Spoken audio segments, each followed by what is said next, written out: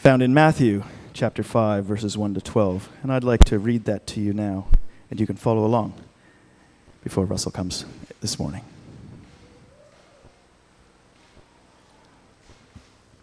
So the reading's from Matthew 5, 1 to 12.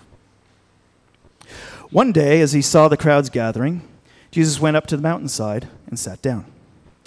His disciples gathered around him, and he began to teach them. God blesses those who are poor in spirit and realizes their need for him, for the kingdom of heaven is theirs. God blesses those who mourn, for they will be comforted. God blesses those who are humble, for they will inherit the whole earth. God blesses those who hunger and thirst for justice, for they will be satisfied. God blesses those who are merciful, for they will be shown mercy. God blesses those whose hearts are pure, for they will see God.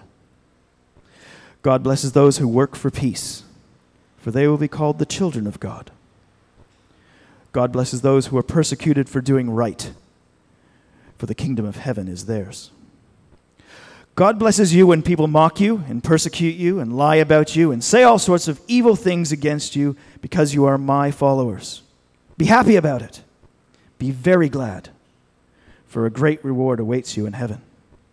And remember, the ancient prophets were persecuted in the same way. Amen.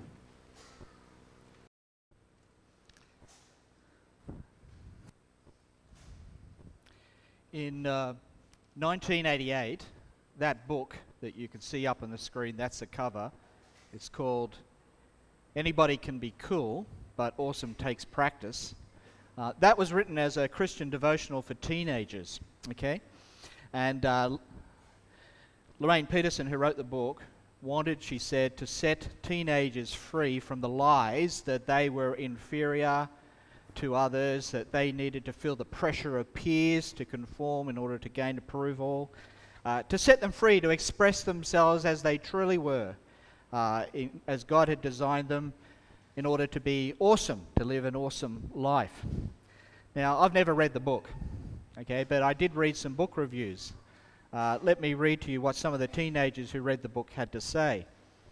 For years I struggled with meager coolness until I read this book. Now, with my newfound knowledge and my I Am Awesome t-shirt, all the ladies want to get with me. It may look like they're just laughing and pointing, but I know they truly find me irresistible. It gets worse. When I was a senior in high school, I was the big man on campus. I was worshipped by the students and faculty alike. And the campus female population openly lusted after me. I truly was cool. There was no denying that. I would say, quite humbly, that perhaps I was the coolest person in the universe. I easily gained admission into the university college of my choice, and I look forward to beginning a reign of coolness on yet another campus. But when I reached university, I was in for quite a surprise. It seemed that to be successful and popular in college just wasn't enough to be simply cool. Even the epic level of coolness that I had achieved failed to raise an eyebrow from the most mundane college students. So, I immediately searched Amazon.com, which is what you do, for some sort of devotional book that would help me in this difficult situation. And thankfully, Anybody Can Be Cool, but Awesome Takes Practice was the #1 search result. I promptly bought that book. This book changed my life. With Lorraine's guidance, I was able to elevate myself above coolness into awesomeness. There you go. Need to read the book.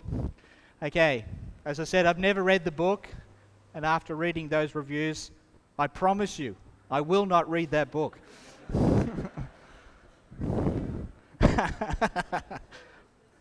But, as interesting and catchy as the title is, it sort of did connect with me. As I was meditating, wrestling with this passage of the Sermon on the Mount, the beatitudes, which is the opening statements of Jesus' sermon, this title just connected with me because I saw what Jesus is trying to do. I saw, in a sense, Jesus is calling ordinary people to be great people.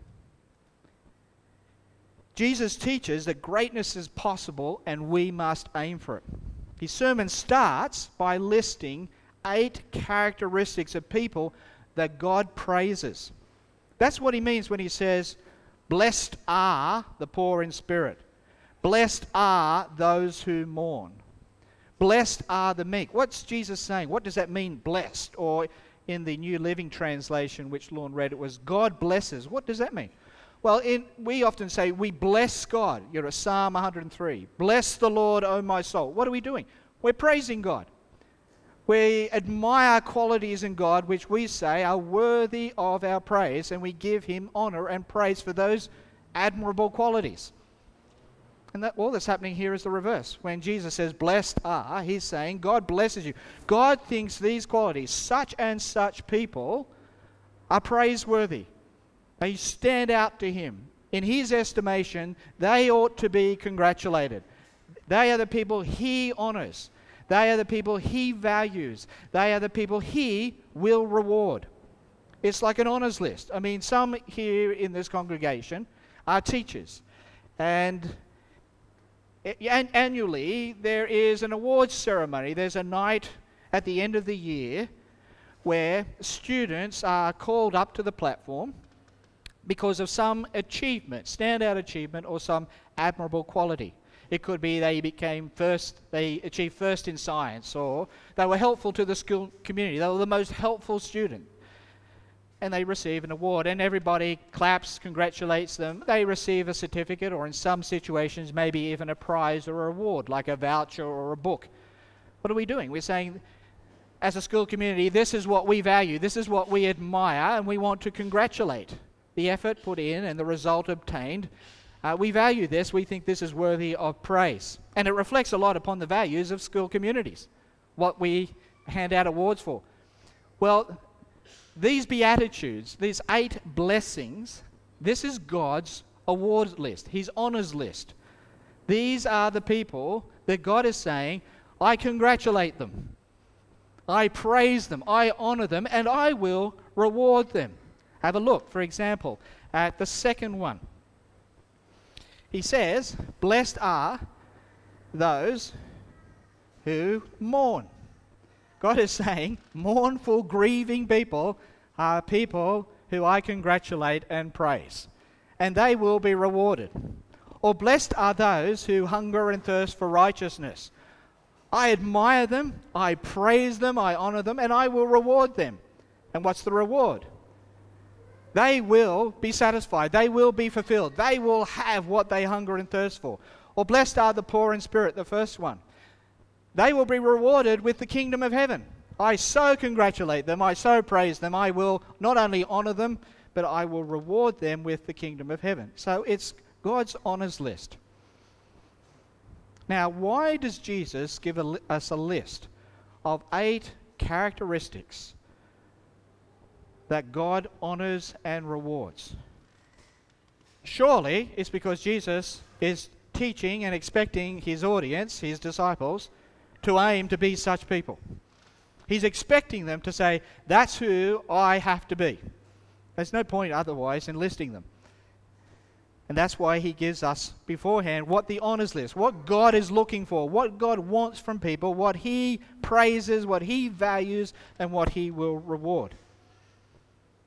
And in case you think this is optional and not mandatory, you need to read the Sermon on the Mount, because as far as Jesus is concerned, he expects it from all his disciples. He's teaching his disciples, this is what you must aim for. You must aim to be such people who will be honored by God and rewarded by God. And here is the list of what God's looking for.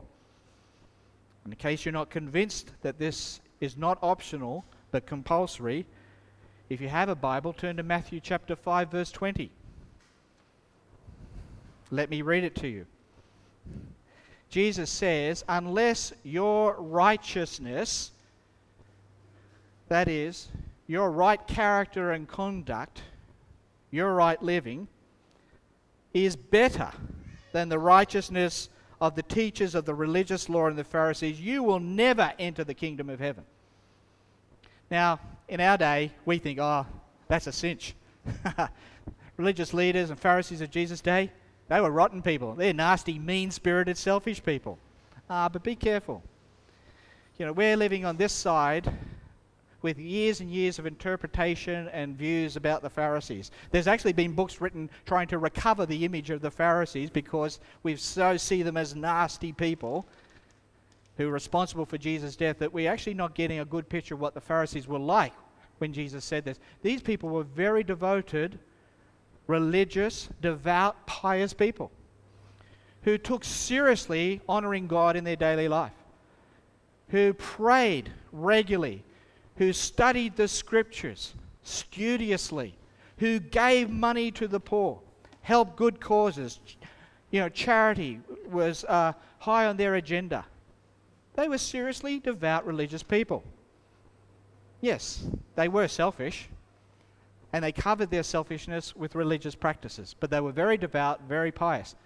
And Jesus saying, of course, the greatness of my people, my students, must surpass, must be better than this. That not only do I expect them to be devoted to the scriptures, not only do I expect them to pray regularly, because he teaches about prayer and scriptures, not only do I expect them to obey the precepts, but they must not use this to cover a bad heart, a selfish heart. It has to be better. They have to aim higher. And to convince you even further, Jesus wants us to aim for greatness, to aim for what God considers awesomeness is. Consider Matthew chapter 5, verse 46 to 48. Let me read it to you. If you love those who love you, what reward is there for that? Even tax collectors do that much. If you're kind only to your friends, how different are you from anyone else? Pagans do that. But you are to be perfect. Do you hear that? You are to be perfect, even as your Father in heaven is perfect.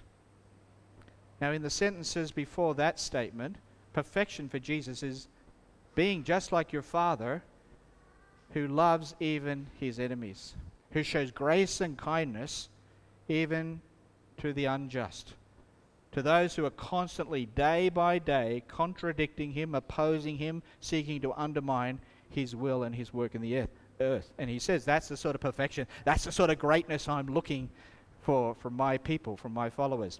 Now, if Jesus is training his followers to aim for greatness, the greatness that God honors and rewards, then he must believe it's possible. You see, there's been a lot of discussion and debate about the Sermon on the Mount saying, oh, this is all very idealistic. You know, loving your enemies, blessing people who curse you and despise you and hate you. Dealing with wicked sexual fantasies, in such a violent way. All these rules, these laws, these teachings of Jesus, they're impossible. They're just idealistic. They're too perfect. That's can't be the right way to interpret the Sermon on the Mount. Sure, they're perfect. They're very high standards. But Jesus is teaching ordinary people who's gathered around him and saying, now this is my way. And it's my way or no way. You follow my way. You do what I say. Or you don't enter into the kingdom of heaven. So he must believe this is possible to live this way. Otherwise he wouldn't be requiring it of his disciples. And he reinforces that in Matthew chapter 7 at the close of his sermon. Not everyone who calls out to me, Lord, Lord, will enter the kingdom of heaven. Only those who actually are doing the will of my Father will enter.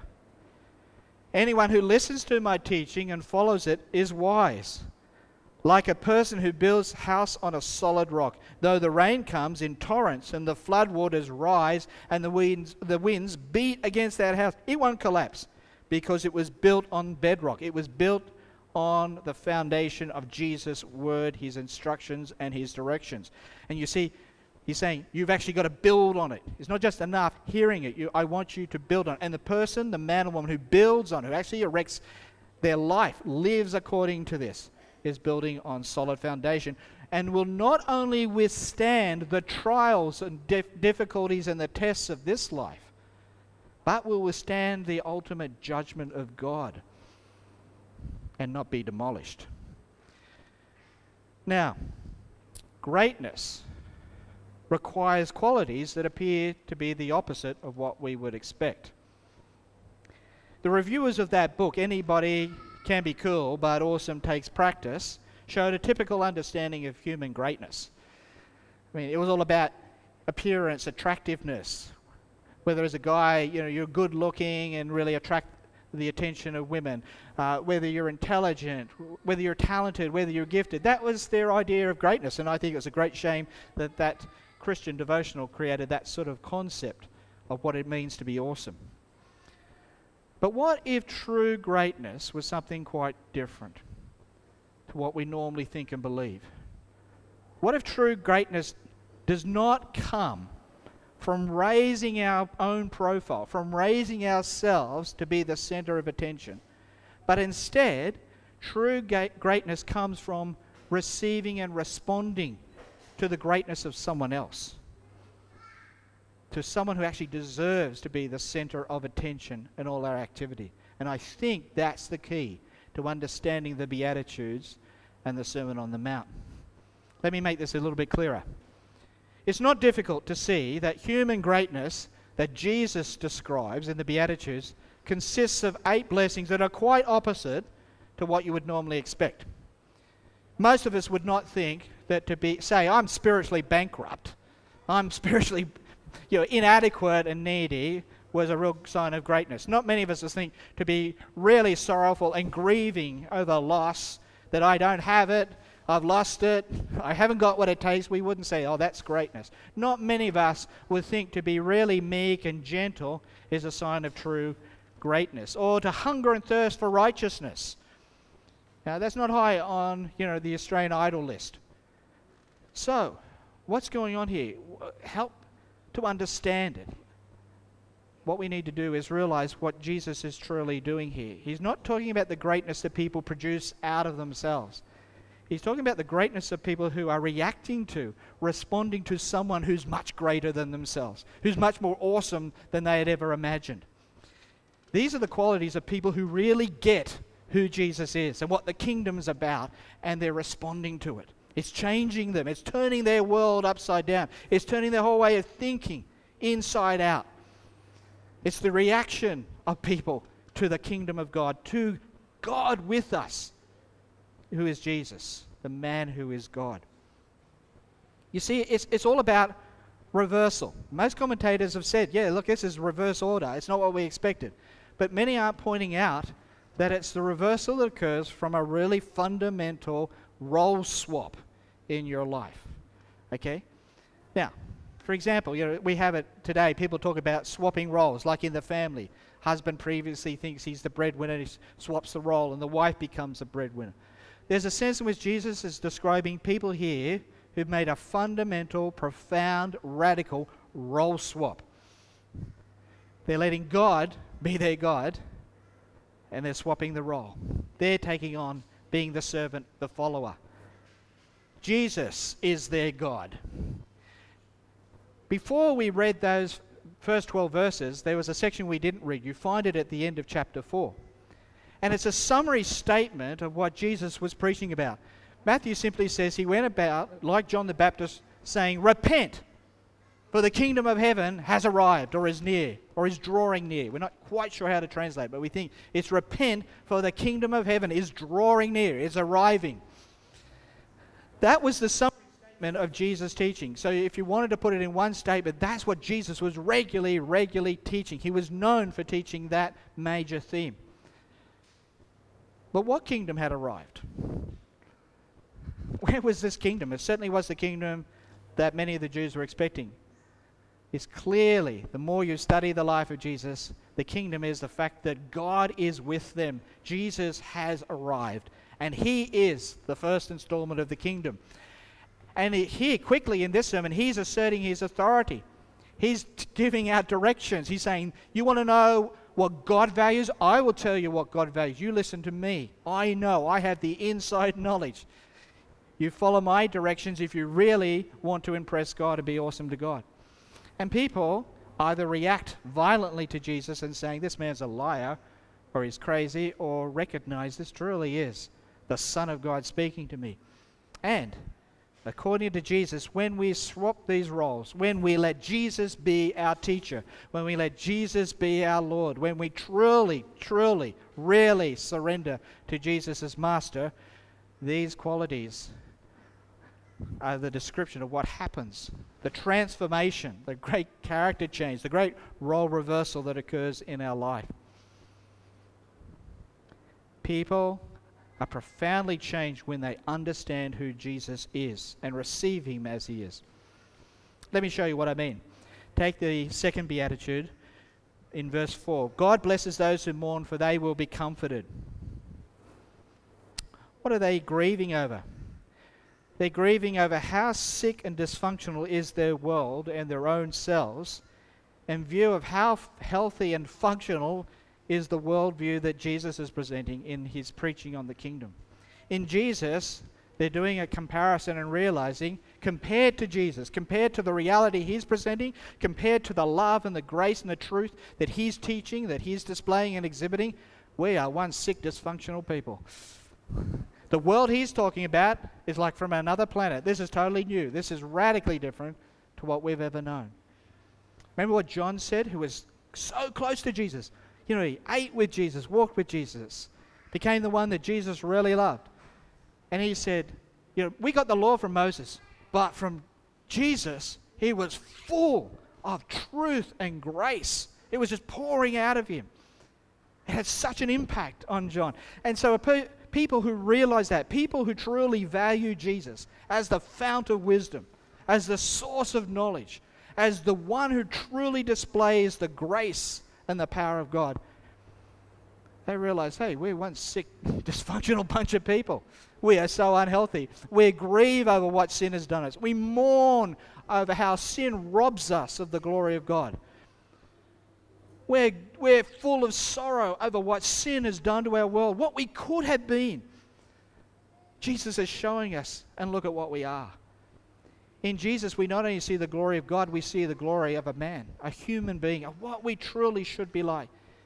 And we realize how far we've fallen short of that glory. And so we mourn. It's a reaction to the greatness of Jesus revealing God and what man should be.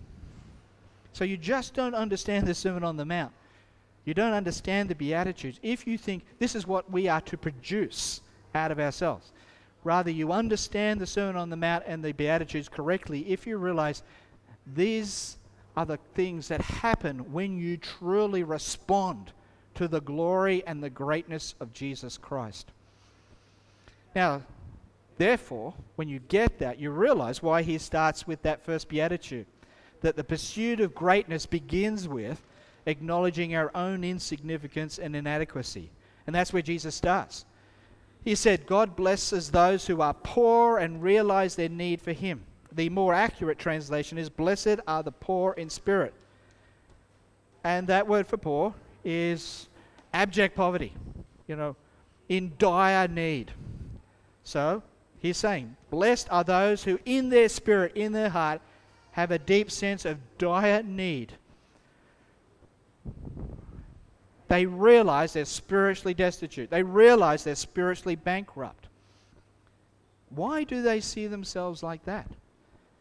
Because in Jesus, as I've said, they see the glory and the perfection of greatness, of human greatness, not just divine greatness, but also of human greatness. They see the riches of his wisdom, his wise choices, the love and kindness and compassion of his heart, the way he responds to wickedness, the way he deals with insults and injury and offenses against his person.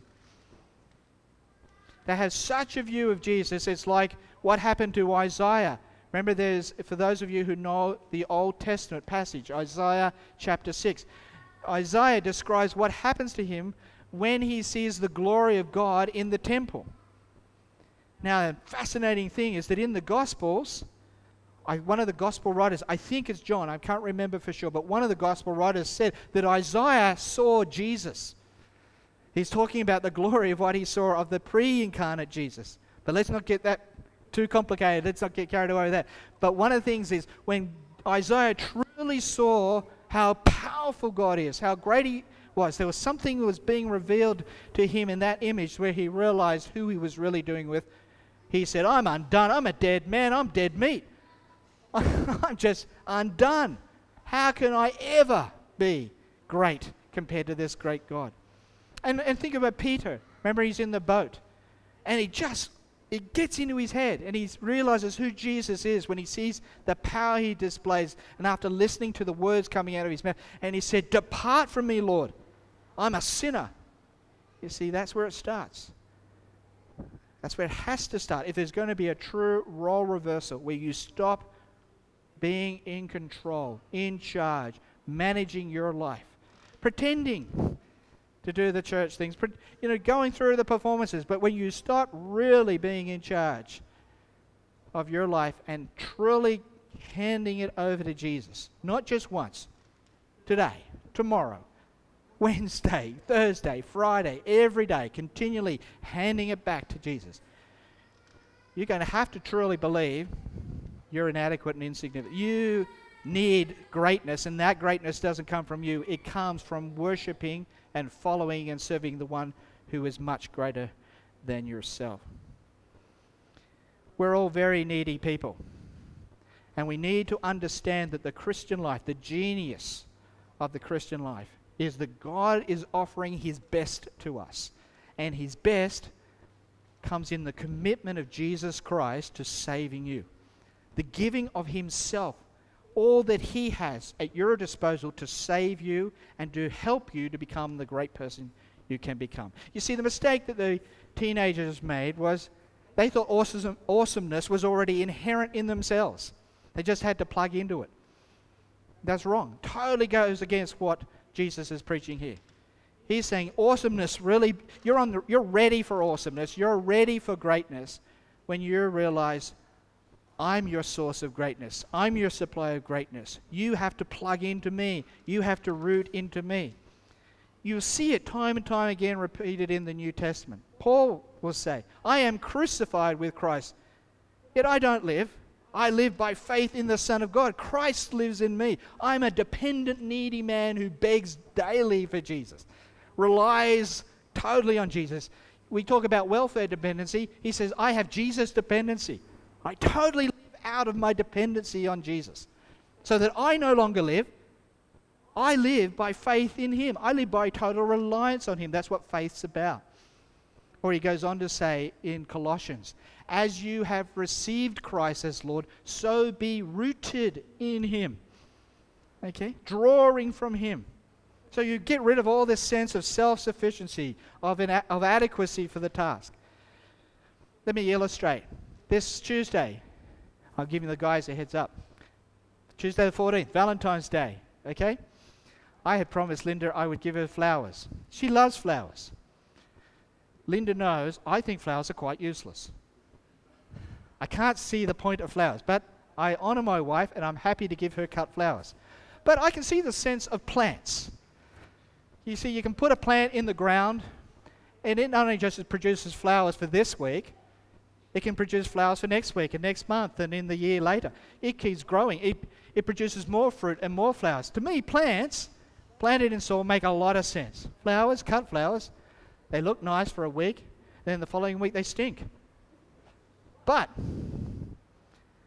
some of us are like cut flowers. Okay? We look okay for a while. And we keep up the appearance. But we are not drawing from Jesus. We're not regularly dependent. We don't have a strong sense of total reliance upon Jesus like a plant. And that's what Paul's saying in Colossians. Be rooted in Jesus. You've got to be drawing your adequacy, your sufficiency, your power, your knowledge, your wisdom from constant interaction, daily interaction with Jesus. That would cure your prayerlessness if you really believe that. That would cure your lack of study of the Scriptures if you truly believe that. Because you would be saying, I need to know. I have to understand him. I have to think like him, feel like him. I need him to speak into my life regularly. When we realize this, we're ready for greatness with Jesus.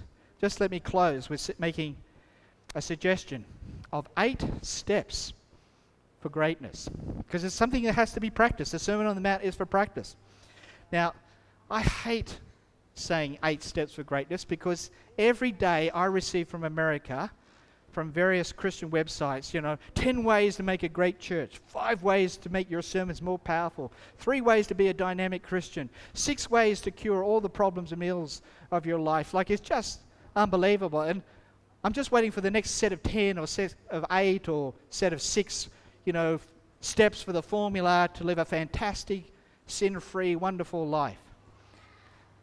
But the only reason I'm talking about 8 steps is because that's what the Beatitudes are. There's a sense in which they are a list of the characteristics of people who truly are reacting and responding to Jesus. But there is a sense of progression through these. And they do provide you with a starting point. You start with acknowledging you're inadequate. Okay? You start with acknowledging you are really needy. And that's the best place to start. Jesus said that, I've come to heal the sick and the dysfunctional. It's because you think you aren't that you're not getting the benefit. So start with recognizing poverty of spirit. And it doesn't take long to realize how dysfunctional and sick you really are. If you truly would, compare yourself to Jesus. A lot of people think they're okay because they compare themselves to everyone else. But compare yourself to Christ and you realize how needy you truly are. And then mourn over it. Take it to heart. Don't just think, oh yeah, I'm a bad boy. I'm pretty corrupt. No. Weep over it. God weeps over it. God is brokenhearted over sin. God is full of feeling. You think you have feelings? You have nothing like God feels. God feels righteous anger. God feels terrible, heartbroken sorrow over what sin is doing to us. If you don't care, you won't care. Like, you won't live this life if you don't care, if it doesn't matter to you. So many people just sit and think, oh yeah, that was a good sermon. They don't care. If you want to start functioning, feeling, you've got to feel the depth of what God feels when He sees what sin is doing to us. And that stirs you into action. And then, meekness, the third step. Hand over the authority to Jesus. That's what meekness is about. The meek man, the meek woman is somebody who's saying, I will submit to the authority and power of Jesus. He will take charge of my life, both the good and the bad. The consequences of my obedience, they're all in His hands. I'm not going to try and work it out. I'm not going to try to control people, manipulate situations, do the politicking, the lobbying to try and put myself in a good position. I'm just going to do what Jesus says and leave the consequences with Him. And sometimes I will be unpopular. Sometimes I might lose my job. Sometimes people are going to speak ill against me, and I'm not going to worry about what they're saying down the corridors. I'm just focusing that Jesus is in charge. He'll work it out. Fourthly, cultivate a hunger and thirst for righteousness. Have a passion for what God is bringing into this world. A righteous order, a new way of life. Do you really want to become the great person, the great people? One of the things that really worries me and troubles me is when we start to settle for mediocrity. Or, mediocrity becomes the key into many churches. Like, hey, we do church, we do life together group, we do singing, that's good. Get a little bit of a buzz on Sunday, and then we go back to mediocrity.